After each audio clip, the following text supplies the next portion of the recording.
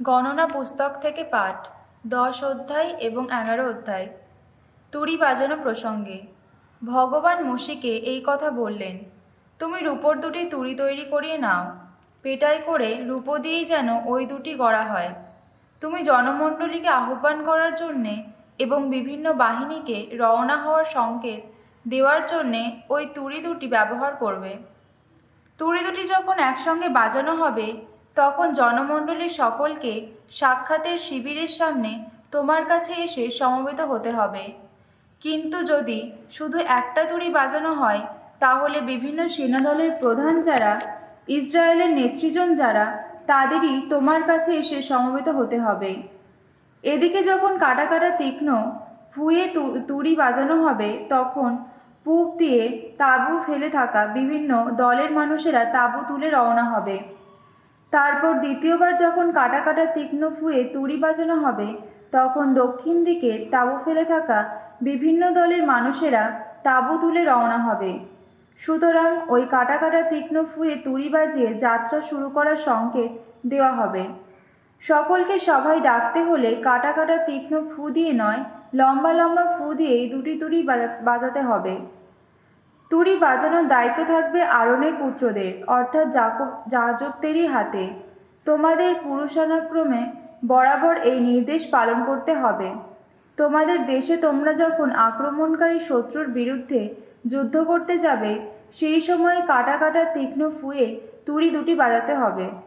এইভাবে তোমাদের কথা তোমাদের আপন ঈশ্বর ভগবানকে মনে করিয়ে দেবে, আর তখন শত্রুদের হাত থেকে রক্ষাই পাবে তোমরা। তেমনি তোমাদের যত আনন্দের দিনে, যত নিয়মিত পালা পার্বণের দিনে কিংবা অমাবস্যার দিনে পূর্ণাহুতি দেওয়ার সময় এবং মিলনযজ্ঞ সম্পন্ন করার সময় তুড়ি দুটি বাজাতেই হবে। সেই তুড়িধ্বনি তোমাদের কথা তোমাদের আপন ঈশ্বরকে মনে করিয়ে দেবে। এই আমি ভগবান, আমি তোমাদের আপন ঈশ্বর। তখন দ্বিতীয় বছরের দ্বিতীয় মাস, সেই মাসের 20 তারিখে হলো কি, যে আবাসের মধ্যে মহা সাক্ষ্যলিপিটি রাখা ছিল, মেঘটি একসময় সেই পূর্ণাবাস ছেড়ে ওপরে উঠল। তখন ইসরায়েলীয়রা সিনাই মরুভূমি থেকে রওনা হয়ে নানা স্থানে থেমে থেমে যাত্রাপথে এগিয়ে চলল। মেঘটি শেষে নেমে এসে অধিষ্ঠিত হল পারান মরু প্রান্তরে। মোশির মুখ দিয়ে ভগবান যে ক্রম অনুসারে ইসরায়েলীয়দের এগিয়ে চলার আদেশ দিয়েছিলেন, তারা তখনই প্রথম সেই ক্রম অনুসারে যাত্রা শুরু করেছিল। জুদা বংশীয়দের তাঁবুস্থানটির নিশান নিয়ে সবার আগে পরপর রওনা হতো সেই বাহিনীর বিভিন্ন সেনাদল। জুদা গোষ্ঠীর সেনাদলটির অধিনায়ক ছিলেন নাদাবের পুত্র নাসন। ইসাখার সেনাগোষ্ঠী দলের অধিনায়ক ছিলেন জুয়ারের পুত্র নেথানেল। আর জাবুলন গোষ্ঠীর সেনাদলটির অধিনায়ক হলেন হেলনের পুত্র এলিয়াব। এবার পূর্ণবাসটির সব কিছু খুলে ফেলার কাজ সেরে নেওয়া হতো। তারপর পূর্ণবাসটির বাহকেরা, অর্থাৎ গেরসন বংশীয় ও মেরারির বংশীয় লেবীয়রা রওনা হতো। তাদের পরে রুবেন তাঁবুস্থানটির নিশান নিয়ে পরপর রওনা হতো সেই বাহিনীর বিভিন্ন সেনাদল। রুবেন গোষ্ঠীর সেনাদলটির অধিনায়ক ছিলেন সেই দেবের পুত্র এলিসুর। সিমেয়ন গোষ্ঠীর সেনাদলটির অধিনায়ক ছিলেন সুরিসাদ্দাইয়ের পুত্র সেমিয়েল। আর গাদ গোষ্ঠীর সেনাদলটির অধিনায়ক ছিলেন দেবেলের পুত্র এলিয়াসাফ। তারপর রওনা হতো বিশেষ বিশেষ পবিত্র সব কিছুর বাহকেরা, অর্থাৎ কহাত বংশীয় লেবীয়রা। তারা এসে পৌঁছানোর আগেই তো পূর্ণাবাসটি স্থাপন করার রীতি ছিল।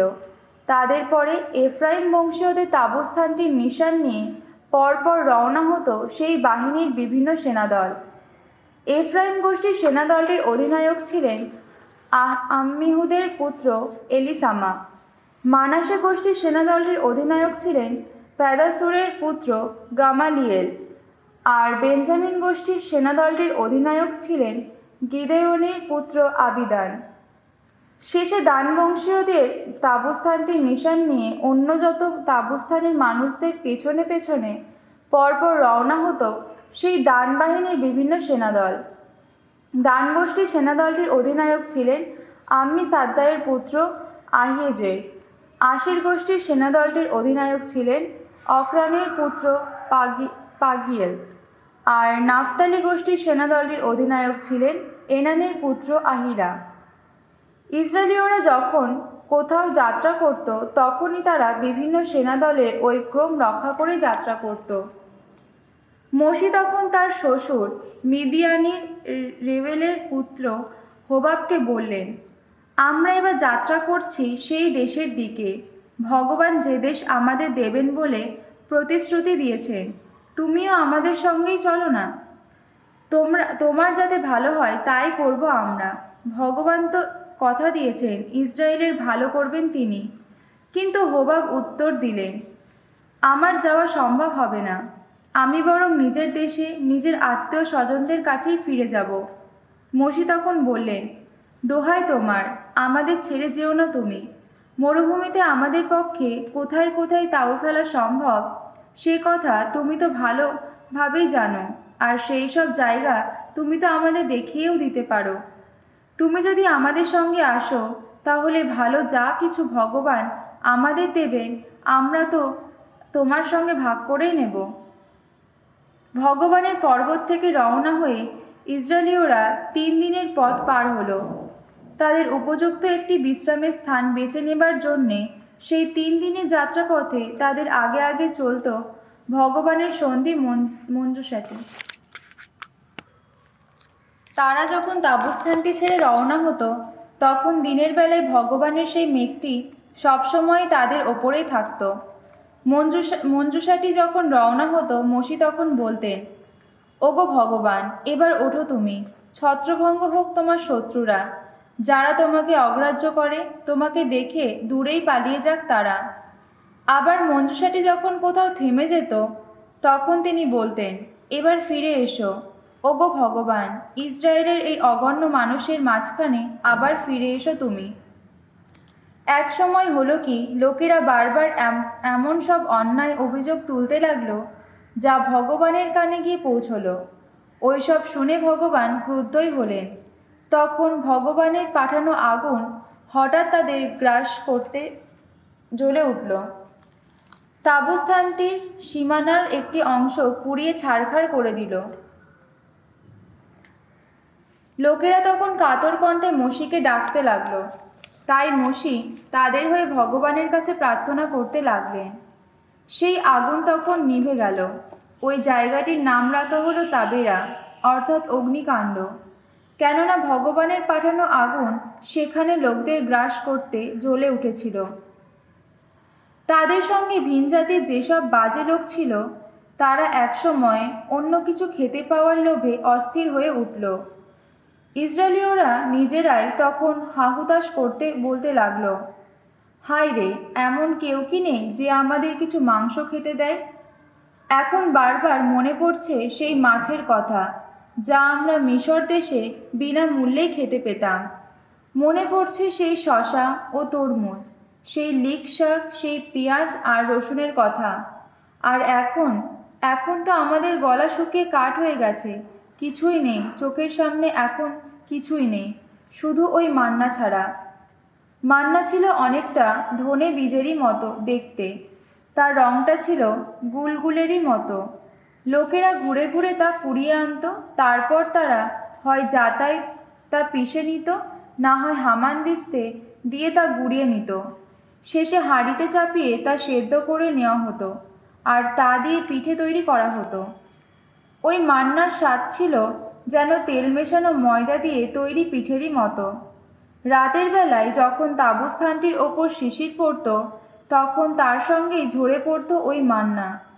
মশি শুনতে পেলেন লোকেরা হাহুতাশ করছে। প্রত্যেক পরিবারের লোকেরাই তাদের নিজেদের তাঁবুর দরজায় হাই হাই করছে।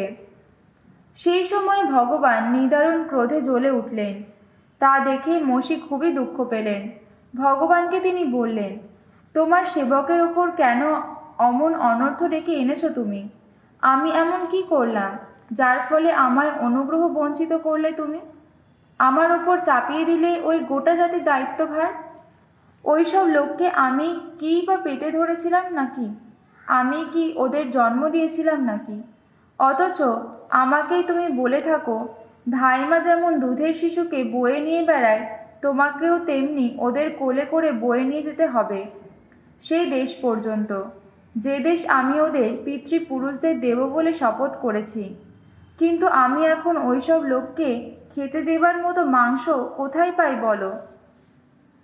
ওরা তো এখন আমার সামনে এসে হাহুতাশ করে বারবার বলছে, কই আমাদের মাংস খেতে দাও না, ওই গোটা জাতির বোঝা আমি নিজে একা আর বয়ে নিয়ে যেতে পারবো না, এই বোঝা বড় ভারী লাগছে। কিন্তু আমাকে দিয়ে তুমি যদি তবুও এমন কাজ করাতেই চাও, দোহাই তোমার, তার চেয়ে তুমি বরং মেরেই ফেলো, আমাকে মেরেই ফেলো। হ্যাঁ, যদি আমি সত্যিই তোমার অনুগ্রহের পাত্র হয়ে থাকি, তাহলে আমাকে যেন অমন দুঃখের মুখ আর দেখতে না হয়। জড়ো করে আমার কাছে নিয়ে এসো যাদের তুমি নিজেই এই জাতির প্রবীণ ও পদস্থ ব্যক্তি বলে জানো।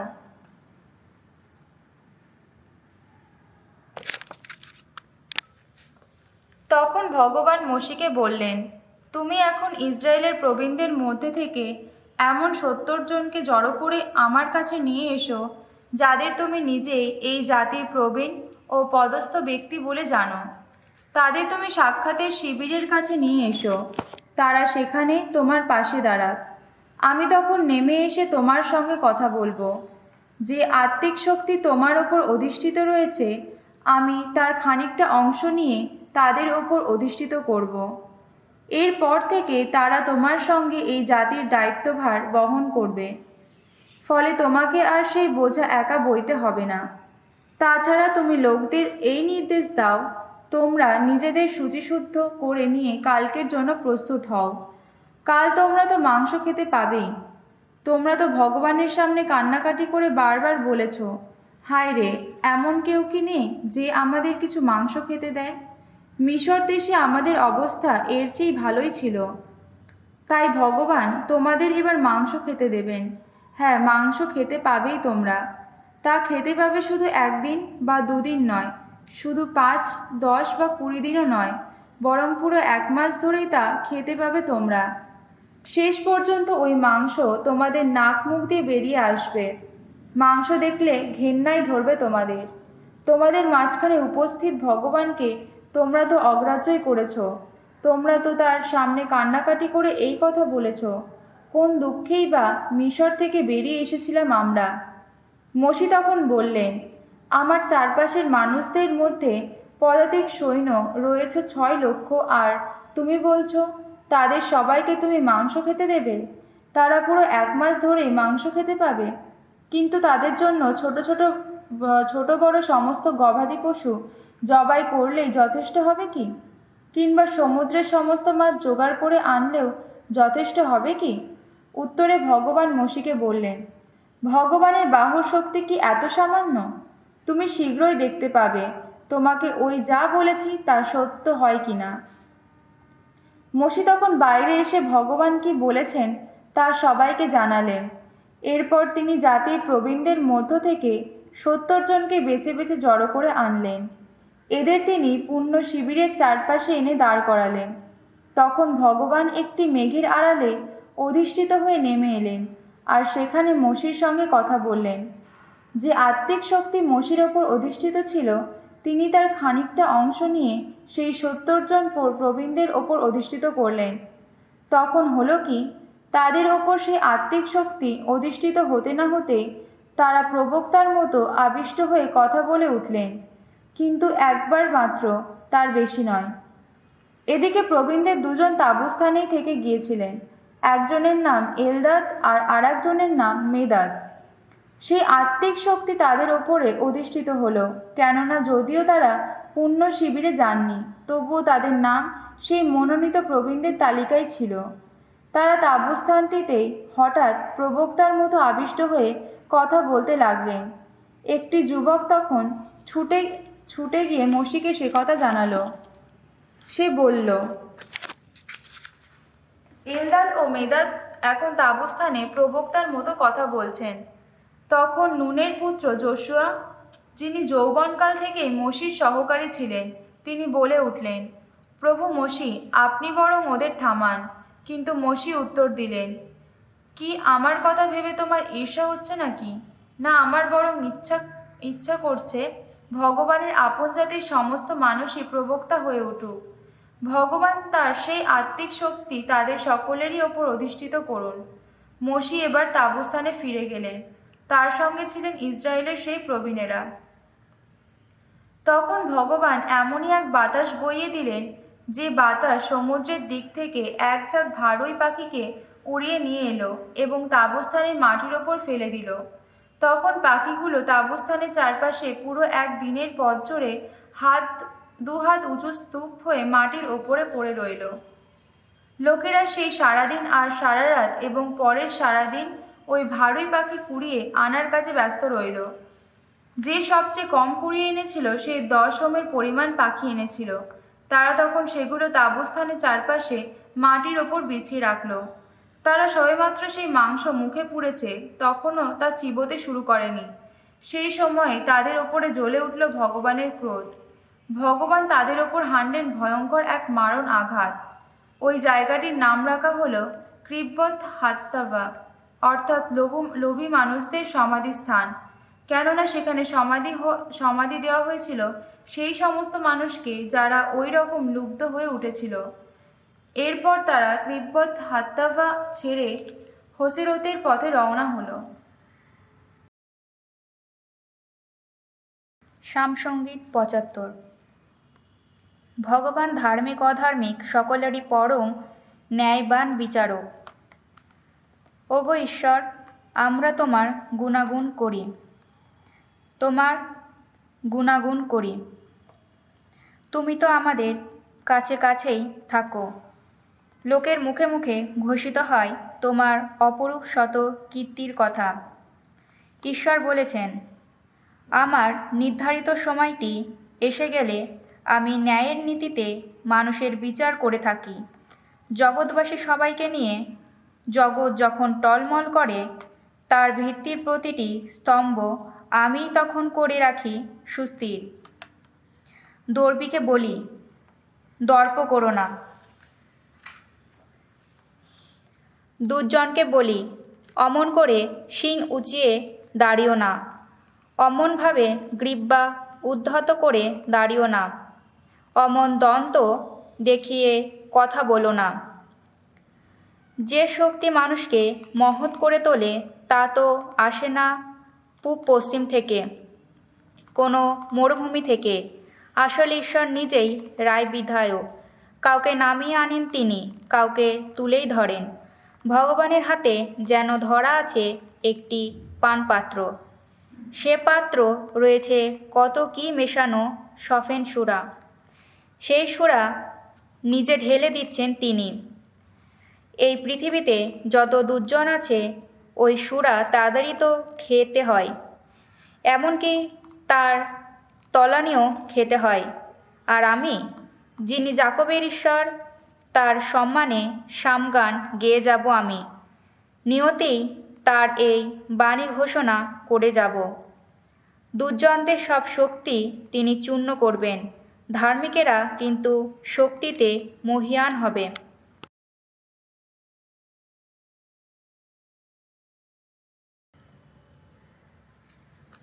শিষ্যচরিত থেকে পাঠ 11 অধ্যায় 1 থেকে 30 পদ। জেরুসালেমে পিতরের সমালোচনা, পিতরের আত্মপক্ষ সমর্থন। এদিকে প্রেরিত দূতেরা ও জুদেয়াবাসী ধর্মভাইয়েরা শুনতে পেলেন যে বিজাতীয়রা ও পরমেশ্বরের বাণী গ্রহণ করেছে। তাই পিতর যখন জেরুসালেমে এলেন, তখন পরিচ্ছেদনপন্থীরা তাকে এই বলে সমালোচনা করতে লাগলো, আপনি নাকি অপরিচ্ছেদিত লোকদের বাড়িতে গিয়েছেন, তাদের সঙ্গে খাওয়া দাওয়াও করেছেন। পিতর তখন পরপর সমস্ত ঘটনা তাদের বুঝিয়ে দিলেন। তিনি বললেন, জাপা নগরে আমি একদিন প্রার্থনা করছিলাম। সেই সময় আমার ভাব সমাধি হলো। আমি এক দিব্য দর্শনে দেখলাম, প্রকাণ্ড চাদরের মতো কি একটা জিনিস যেন নেমে আসছে। তার 4 কোণ ধরে তা যেন স্বর্গ থেকে নামিয়ে দেওয়া হচ্ছে। সেটা আমার কাছে নেমে এলো। এক দৃষ্টে তাকিয়ে দেখলাম, আমি দেখতে পেলাম তার মধ্যে রয়েছে এই পৃথিবীর যত চতুষ্পদ প্রাণী, যত বন্য পশু ও সরীসৃপ এবং আকাশের যত পাখি। তারপর শুনতে পেলাম কার যেন কণ্ঠস্বর আমায় বলছে, পিতর ওঠো, ওদের মেরে ফেলো আর খাও। কিন্তু আমি বললাম, না, তা হয় না প্রভু, আমি তো কোনোদিন অশুচি অপবিত্র কোনো কিছুই মুখে দিইনি। তখন দ্বিতীয়বার সেই কণ্ঠস্বর স্বর্গ থেকে ধ্বনিত হলো, পরমেশ্বর যা পবিত্র করে তুলেছেন তাকে আমি অশুচি বলো না। তিনবার এই রকম ঘটল। তারপর সব কিছু আবার স্বর্গে টেনে তুলে নেওয়া হলো। যে বাড়িতে আমরা তখন ছিলাম ঠিক সেই সময় 3জন লোক সেই বাড়িতে এসে উপস্থিত হলো। তাদের সিজারিয়া থেকে আমার কাছে পাঠানো হয়েছিল। পবিত্র আত্মা তখন আমাকে নির্দেশ দিলেন আমি যেন দ্বিধা না করে তাদের সঙ্গে যাই। এই 6জন ধর্মভাই ও তখন আমার সঙ্গে সিজারিয়ায় চললেন। সেখানে পৌঁছে আমরা কর্নেলিয়াস বলে সেই লোকটির বাড়িতে গেলাম। তিনি তখন আমাদের কাছে বর্ণনা করে বললেন কেমন করে তিনি দেখেছিলেন এক স্বর্গদূত তার ঘরের মধ্যে দাঁড়িয়ে তাকে বলছেন, তুমি জাফায় লোক পাঠিয়ে সিমন আর একটি নাম পিতর তাকে এখানে নিয়ে আসার ব্যবস্থা করো। সে তোমাকে এমন কথা শোনাবে যার ফলে তুমি ও তোমার ঘরের সকলেই পরিত্রাণ পাবে। তারপর আমি সবেমাত্র কথা বলতে আরম্ভ করেছি, হঠাৎ পবিত্র আত্মা যেভাবে সেই প্রথমে আমাদের ওপর নেমে এসেছিলেন সেইভাবে ওদের ওপরেও নেমে এলেন। তখন প্রভুর সেই কথাটি আমার মনে পড়ল। তিনি বলেছিলেন, যখন জল দিয়ে মানুষকে দীক্ষাস্নাত করেছেন, কিন্তু তোমরা পবিত্র আত্মায় অবগাহিত হয়ে দীক্ষাস্নাত হবে।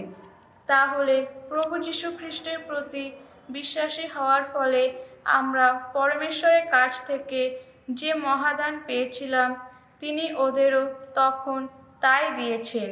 তখন পরমেশ্বরকে বাধা দেবার আমি কে? এই কথা শুনে পরিচ্ছেদনপন্থীদের আর কিছুই বলার রইল না।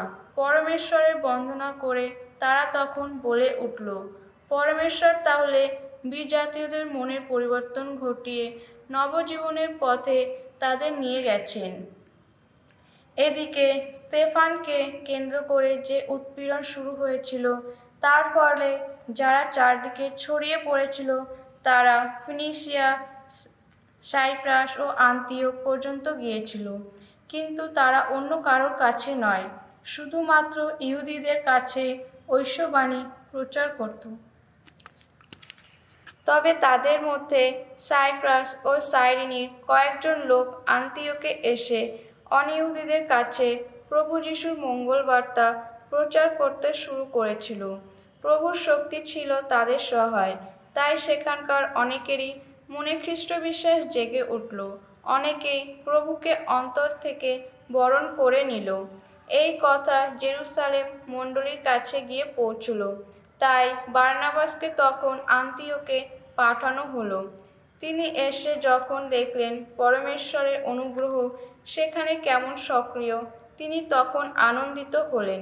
তিনি সকলকেই নিষ্ঠ হৃদয়ে প্রভুর প্রতি বিশ্বস্ত হয়ে থাকতে উৎসাহিত করলেন, কারণ তিনি ছিলেন একজন সাধু ব্যক্তি। পবিত্র আত্মার প্রেরণায় খ্রিস্ট বিশ্বাসে অনুপ্রাণিত এক মানুষ। বহু লোক তখন প্রভুর অনুগামী হয়ে উঠতে লাগলো। তারপর বারনাবাস শোলের খোঁজে তারসাসে রওনা হলেন এবং তাকে খুঁজে পেয়ে আন্তিওকে নিয়ে এলেন। তারা পুরো 1 বছর সেখানকার মণ্ডলীর অতিথি হয়ে রইলেন এবং বহু লোককে ধর্মশিক্ষা দিলেন। এই আন্তিওক নগরে শিষ্যদের খ্রিস্টান নামে প্রথম অভিহিত করা হয়। সেই সময় কয়েকজন প্রবক্তা একদিন জেরুসালেম থেকে আন্তিওকে এলেন। তাদের মধ্যে আগাবস নামে একজন ছিলেন। তিনি একদিন পবিত্র আত্মার প্রেরণায় সবার সামনে উঠে দাঁড়িয়ে ঘোষণা করলেন, সারা জগৎ জুড়ে এবার ভীষণ দুর্ভিক্ষ দেখা দেবে। তাই শিষ্যরা তখন স্থির করল যে জুদেয়াবাসী ধর্ম ভাইদের সাহায্য করার জন্য তারা প্রত্যেকে নিজেদের আর্থিক সঙ্গতি অনুযায়ী তাদের কাছে কিছু টাকা পাঠিয়ে দেবে। আর সেই মতো তারা বার্নাবাস আর শোলের হাত দিয়ে প্রবীণদের কাছে তা পাঠিয়েও দিল।